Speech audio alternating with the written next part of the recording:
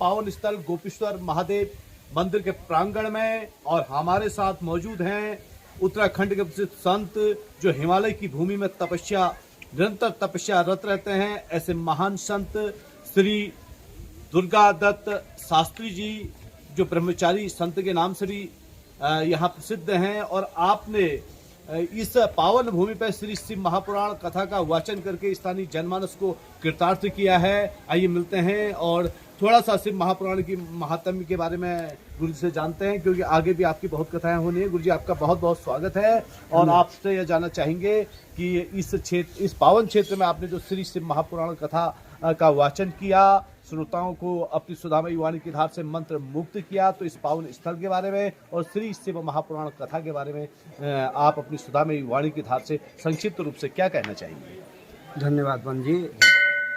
ये महात्म्य जो इस प्राचीन शिवधाम तीर्थ ये प्राचीन अति प्राचीन है जी, और कहते हैं द्वापर युग का है जी, और इसलिए गोपीश्वर नाम से प्रसिद्ध है। यहाँ गोपी वन भी कहा जाता है। अच्छा, इस विषय में ज़्यादा तो आप जानते हैं, ठीक है, क्योंकि आप इसकी रिसर्च करते रहते हैं, शोध करते रहते हैं। सब आपका स्नेह है गुरु जी। जी हाँ।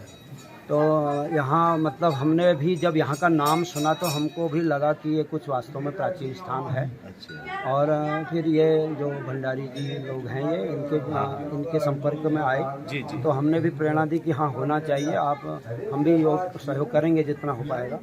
तो फिर यहाँ पर अल्प साधनों में ये सब कार्यक्रम बहुत सुंदर बना है और आपने भी इसमें उत्साहित किया था, तो आपकी प्रेरणा से होगा। अति उत्तम है सब। और तो इसमें महात्म्य और पहले दिन महात्म्य ही सुनाया जाता है, अंतिम दिन भी सुनाया जाता है। जी जी जी। तो आज यहाँ अंतिम दिन का था महात्म्य, तो हमने केवल एक छोटी कथा ज्योतिर्लिंग की सुनाई।